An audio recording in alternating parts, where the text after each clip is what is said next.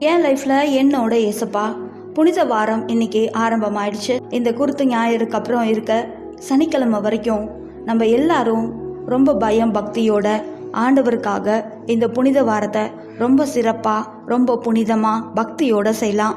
ஆண்டவர் நம்மளுக்காக எல்லா சொட்டு ரத்தத்தையும் கொடுத்தாரு, அவ்வளோ காயங்கள் பட்டாரு, சிலுவையில் மரணம் அடைஞ்சாரு, திரும்பவும் நம்மளுக்காக உயிர் தெளிந்து வந்து நம்மளுக்கு மீட்பை கொடுத்தாரு. அப்படிப்பட்ட தேவனுக்கு இந்த ஒரு வாரத்தை நம்ம ரொம்ப முழுமையாக அர்ப்பணிக்கலாம்.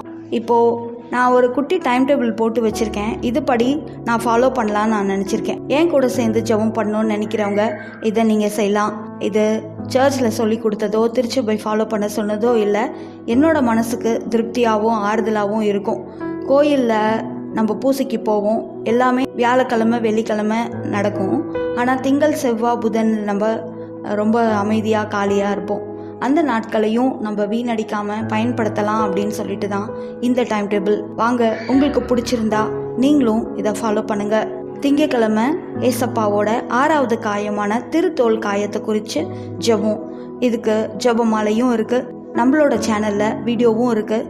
நீங்கள் ஜெபமாலையும் ஜெபிக்கலாம், திருத்தோல் காயத்தை குறித்தும் ஜெபிக்கலாம். செவ்வாய்க்கிழமை அன்னைக்கு வியாகுல மாதாவோட ஜெபமாலை, வியாகுல மாதாவோட 7 காயங்களையும் நினச்சி நம்ம ஜெபமாலை ஜெபிச்சு ஒப்பு கொடுக்கலாம். புதன்கிழமை அன்னைக்கு ஏசப்பா சிந்தின எல்லா சொட்டு ரத்தத்தையும் நினச்சி அவருக்காக சாப்லெட் சொல்லி ஜெபிக்கலாம். வியாழக்கிழமை புனித வியாழன், நம்ம எல்லாருமே கோயிலுக்கு போயிட்டு வந்திருப்போம். திவ்ய நற்கருணை ஆராதனை முடிஞ்சிருக்கும், ரொம்ப சந்தோஷமாக இருக்கும்.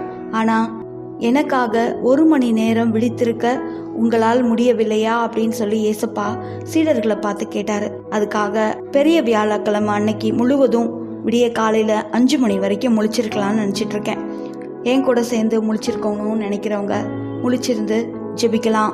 அடுத்தது பெரிய வெள்ளிக்கிழமை. இந்த நாள் ரொம்ப மகத்துவமான நாள்.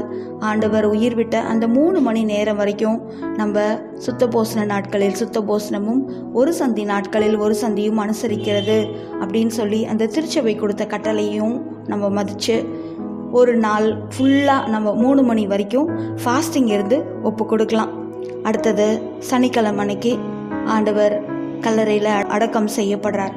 அதை நினச்சி நம்ம ரொம்ப அமைதியாக அந்த நாளை அமைதியிலேயே கழிக்கலாம்.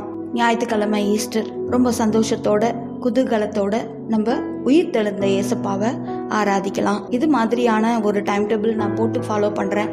உங்களுக்கு பிடிச்சிருந்தா நீங்களும் ஃபாலோ பண்ணுங்கள். தேங்க்யூ.